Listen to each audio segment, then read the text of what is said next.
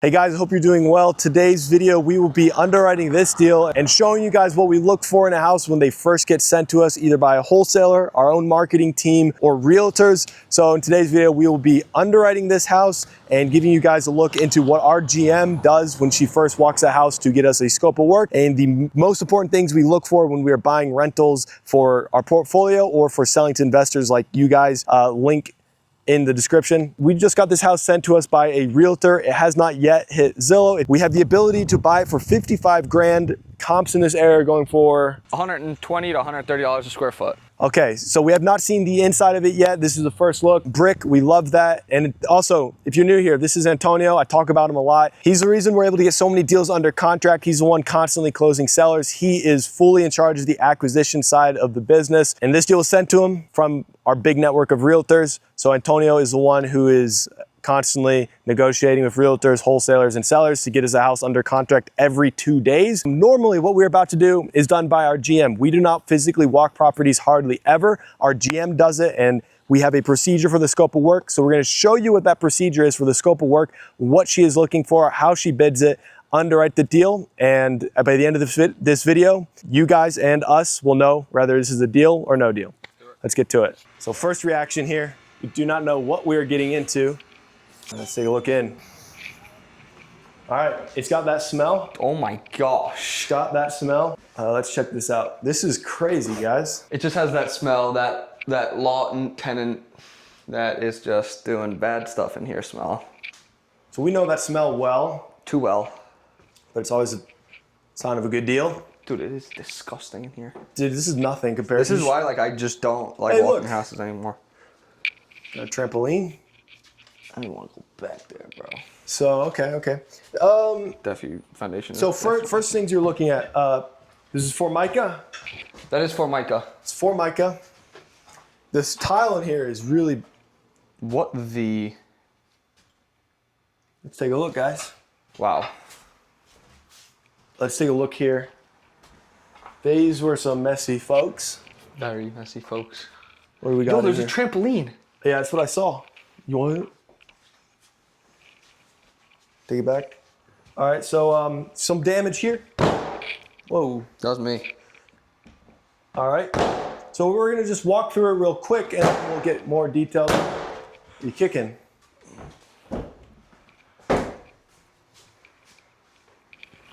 Should have brought someone to film, but it's all good. All right, closet. Definitely fleas. So a lot of these houses, the people with dogs, they're just dogs off the, like low-income tenants. A lot of times they'll just get dogs off the streets. They don't give them shots. They don't do anything. So I've had numerous occasions, my legs covered with fleas to the point where it almost looks like socks. I kid you not. You remember that one property we walked? We almost had to call the housing authority on. Yep. Because there were so many fleas. It was like the people were living in there. That was awful. And the fleas came up to like my knees. It looked like I was wearing socks. I kid you not. So fleas are very common. They don't really have any, they're not that unsafe for people, but a lot of these houses that the tenants are not very cleanly will have that. So we'll get to the scope of work on this property, but a few notes in regards to property management. Oh, what is this? I would not touch that, bro. What are these? Don't touch that. Put that shit down. You have no idea what that is. You should, bro, you'd hate to see how I walk these properties when no one is with me. I'm just like... you're immune to everything, though. All right, let's check out the bathroom. But one thing our new property management was talking about is situations like this are preventable, not only in the tenant screening, but in requiring regular check-ins. Dude, so how does someone live in here? I've seen worse. Oh, what is that video? Cubicasa. Cubicasa. Take a look. So this is what our GC does. This is what our GC does. It scans the entire place. Look at this. And come take a walk. Come take a walk. Look. And it gives you an entire... You see how it has like a blue color? It's kind of like a lining that's scanning the entire room, and it's giving you the square footage of everything. So this, when people ask how we get our material prices, this is how we get our material prices. And this is how we bid out for labor prices as well to all of our subs that Barbara does. And it's pretty much an exact quote, which is very nice. You like to get all the cracks and crevices. For the most part, it is a very accurate scan. Awesome. Oh, this is an odd sink. So back to what I was saying about property management. The condition of this house, funny thing is, I guarantee you there were people living in here less than 3 months ago. A lot of times when you see these, you assume it's just a dilapidated property that hasn't had people in there in a while. But sad fact is, basic personal hygiene and keeping a household together is actually rare and not taught enough. So our new property management company, they require check-ins. They will actually evict tenants if they are hoarding or not being cleanly, because it causes stuff like this where they attract bugs and rats and rodents, and it tears apart the property. So this situation we're looking at, yes, these tenants were awful and dirty, but I also blame the owner or property management company for not checking in and preventing this stuff. A lot of tenants, if you get onto them one time, will change their behavior. So this property, very, very preventable condition. And we literally just got done with a meeting with our new property management company, and they do that. They just required some tenants to clean up their house. They came back a week later, it's clean, and it's a snowball effect. Forcing tenants to keep their houses clean, they'll get their life in order. They'll pay on time better. Do it. Make sure your property management is not letting things like this happen. So, all right, you guys just saw that Antonio's getting the scan. That is step one, outside of just monitoring your personal safety when you walk into one of these properties, of what our GM is doing. So step one, they're immediately getting their camera out and doing the QB Casa scan. That is step one, and then after that is done, we are checking all the essential systems. So the first essential system we like to check, let's take a peek at the HVAC. I thought this was 2 bathrooms. It says only 1. There's only 1 though in here. Let's check. It's probably hiding. I can feel the fleas coming. Here's the other. Nope, that's not a bathroom. Uh-oh. Only 1 bathroom. Fleas on me. Wait, no, this is here's the other bathroom. Check this out. Fleas on me. You're all right, you're all right. Just don't give any to Bear. Here's the second bathroom. Each bathroom, we roughly budget $3,500 to fully do tile around and make it look nice. So each bathroom about $3,500. Now, essential systems. Wait, where's the second bathroom? Back there. HVAC, plumbing, foundation. At first glance, I'm not a foundation expert, but there is some movement going on with at least the subfloor. For the foundation itself, we're gonna have to walk the outside to find out really what's going on. This appears to be it's in the back, yeah. It has a crawl space, so we'll get a better read on the foundation when we go outside. But those are some of the first things that our GM will pick up on, is like, hey, is the house level? Like, she'll look for cracking. After the QB Casa scan, essential systems, HVAC, plumbing, electrical, foundation, and then of course the roof. The best way to check the roof outside of just looking at it is to get up in the attic and check for moisture. But a lot of times, we'll be walking properties where there are tenants there. So our essential systems check is gonna be kind of limited. So all we can do maybe is just flush the toilet, check for draining, look for the sewer clean out in the yard, and just eyeball it. And then typically what we do, if there are any essential systems we are unsure about, because say maybe the toilet flushed slow, or the tenants or owner reported issues with certain electrical or plumbing things during escrow. So once it's under contract and we have the scheduled closing date, we will send people out to investigate further. So an actual foundations expert, an actual plumber to camera the line, and we'll do a more thorough inspection. But for this first walk, the QB Casa scan will give us an accurate enough material and labor bid for us to confidently go under contract. And then from there, once it's under contract, we have more time to do a more thorough inspection and get an exact bid. When we're walking so many deals every day, we can't afford to do a full inspection on every single deal. So we get a really close estimate and check it, surface level check on the major systems. And then we get into really checking the systems once it's under contract. After all the essential systems, photos and videos of the entire interior, that is done after QB Casa. So between the QB Casa scan, photos and videos, and knowing and trusting our GM checking the essential systems of a property when she is walking, we don't need to walk the property. That is enough for us to confidently make a decision on buy or pass on a deal. So now this is what we look for on the outside. Let's talk about the outside. All right, so Antonio, what are we looking for on the outside? Always looking at the roof, fascia, soffit, seeing what type of repairs are needed to be done there. Yeah. Fascia is what's facing you. Soffit is what's underneath. Then we're looking at the roof. Honestly, it doesn't look too bad. The roof looks somewhat newish, but fascia, soffit we'll have to repair. And then the big key things on these brick homes with this type of foundation, you're always looking at the sides of it and seeing if there's cracks right here in this part of the slab. You're seeing if there's cracks going from here all the way up into the house, because then there's a little bit of a foundation issue. Yeah, but I don't see it. It looks pretty all right out here. I think it's just some subfloor warping, like the broken tile. I really do think it's just subfloor problems. I do not believe we're having foundation issues. But again, that's something as you get closer to close, getting an actual foundation expert out of the property just to triple check your numbers, do your due diligence. But we don't see any cracking. Nothing. I mean, we don't see any cracking on the exterior. So at first look, foundation is good. Foundation is good. What's going on? Look at that. So it's the brick is coming off of the face of the back. Yeah, it just whoever did this did a bad job. HVAC looking a little old. We'd test the systems, check its pressure, see if it's. If you want to try to tape along an HVAC system, you can check the pressure, see if it's holding freon, like not leaking, stuff like that. But honestly, yeah, anything over 10 years old, we like to replace. Yeah, because it gets to 110 here. Yeah. We will probably be tearing that down if we were to buy it. We don't know yet. Obviously, I got to underwrite it in my apartment, but tearing stuff like that down because it's a liability for tenants. This got to go, a liability for tenants.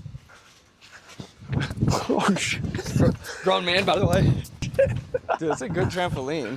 So that's not part of the inspection. Actually, we require GM, if there's a trampoline, she's got to take a few bounces on it. Windows, for rentals, we leave them alone. What I was saying earlier about foundations, for rent houses, you don't need to be as paranoid about it passing a inspection. And this is my advice, not advice, because when you sell on the MLS to an end buyer, they're far more concerned about it than if you are just doing a cash out refi. So foundation, you can get away with a little bit. You don't have to be as terrified of foundation problems with rentals from what the foundation experts I've talked to. Biggest thing is if it gets listed for an end buyer. All right, so we walked it. What are next steps for going after this deal? Yeah, so right now what we're gonna do, we're gonna go back to the office. We're gonna send Barbara the QB Casa scan. She's gonna run her number. She's gonna look at the video of the entire house. She's gonna give us her scope of work and what she thinks the rehab is gonna be. We'll factor that into our purchase price, and if the numbers pan out, then we'll buy it. If not, we'll have to get the purchase price a little bit lower. And that's kind of how What is the process as far as like, okay, if we decide we like it, what are the next steps? Like exactly like contracts, so yeah, EMD, so right title? now with the realtor, they have a contract is in my inbox right now. So we're gonna go back, we'll talk, we'll confirm, I'll sign off on the contract, and then we have to do our due diligence from there, just like this is. We're gonna get the scope of work back, all the numbers back. We need to make sure that we're all in. I need to be all in under 80,000 for this deal to pretty much work, based off of how big it is. I thought this was going to be a little bit bigger. I thought it was 1,300 square feet. It does not look 1,300 square feet. I think it's just about 1,000. Yeah. So we need to be all in at 80,000 to make this deal work. All right, so I'm going to underwrite this deal using our really basic deal calculator. I have a more elaborate deal calculator with a lot more programmed formulas to tell you deal or no deal in our free school community in the description. But I like to underwrite deals using a basic spreadsheet just to keep it simple and show you guys you don't need a fancy deal calculator. Ben Mala underwrites $20, $30 million deals using a napkin. So this basic spreadsheet I'm gonna use is plenty for you guys. First thing, we have the opportunity to buy this deal for $55,000 as of the beginning of this video. So $55,000, he said the price per square foot was about, I think he put 128 at the beginning of the video. That's roughly price per square foot on the nicer side of our market, 128 to 138 for the nicer rentals we go after. The square footage, he had at 1,350. That's really high, but he was saying it looks more like 1,000. So if it's 1,000, real quick on Zillow, we had it at, yeah, I think it's closer to 1,100 square feet from what I was looking at. It is a 3.2, so that's really good for comps. I'm gonna put it at 1,050 square feet. So ARV, you know, let's throw in at 135. 135 for a 3.2 on the nice side of our market is extremely reasonable. It's extremely conservative. A 3.2 in the nice areas in our market, It's going for 135 bare minimum. So I'm going to throw in 135 for the ARV. The first part of our underwriting we're trying to figure out is in regards to the 75% rule.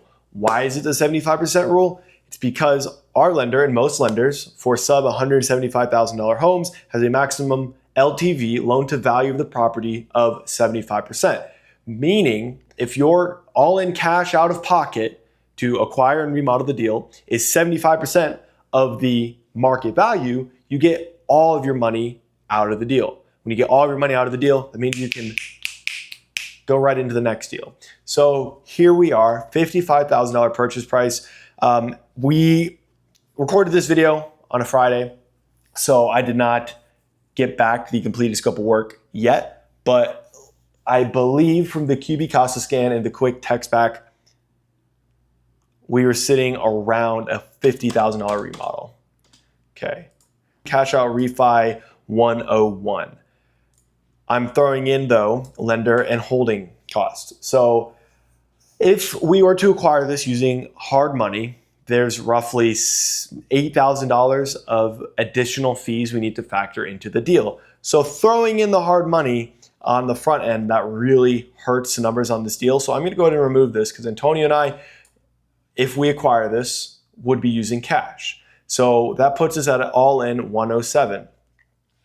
Since recording this video, Antonio has submitted an offer back to the realtor for $40,000. As you can see, if they accept our $40,000 offer, the numbers on this deal work fantastic. All in 92, 75% of the ARV is 101, and that's with the conservative 135 value. So that has us with cash to borrower because I threw in an extra $7,000 of closing fees on the back end for the refinance. So my mentality when I'm underwriting deals, I'm not trying to find the exact, I'm not trying to be more exact. I'm trying to develop a range, an extremely accurate range. As in, I know worst case scenario what the numbers are like for cash flow and 75% rule, like how much cash I'll have tied up in the deal. And then I just kind of lightly eyeball the best case scenario. This way, as long as I'm okay with the worst case scenario, throwing in the lowest possible ARV, highest remodel cost, highest closing fees, and I'm okay with that scenario, then that means odds are everything else in this deal is going to be a pleasant surprise. So I'd rather go that way than try to just get more and more and more granular. Because I would just rather know how bad could this deal go? Am I okay with it? Yep, then everything is upside. Back to it. The cash to borrower, $94,000 on the back end, all in 92, meaning we're pulling out in this scenario an extra $2,000. So based on the 75% rule at $40,000, this is a deal for us. We are buying this deal. Come Monday, if the realtor accepts our offer at $40,000, we will be buying this. So if you want to see if we end up buying this, subscribe and turn on notifications to find out if this is going to be one of our deals. You'll see me do the full before and after on both Instagram and YouTube if we do end up buying this deal. The next thing I want to figure out is cash flow. So a 3-2 in our market, done upright, $1,475. The mortgage is going to be about $673. How did I calculate this? I took 75%, so 101, I calculated using a mortgage calculator at 7%, 30 years for a $101,000 loan, puts us at about $673 per month. The next thing I need to take out are taxes, so $54 a month. Our market is insane on the taxes, and if you want to find a market with these kind of taxes, look for markets about an hour outside of a major city, population under 300,000, median home price below 250, median household income below 50,000. And if you can find one with above 50% of the housing units being renter occupied, that's where you're going to get these kinds of low taxes and insurance.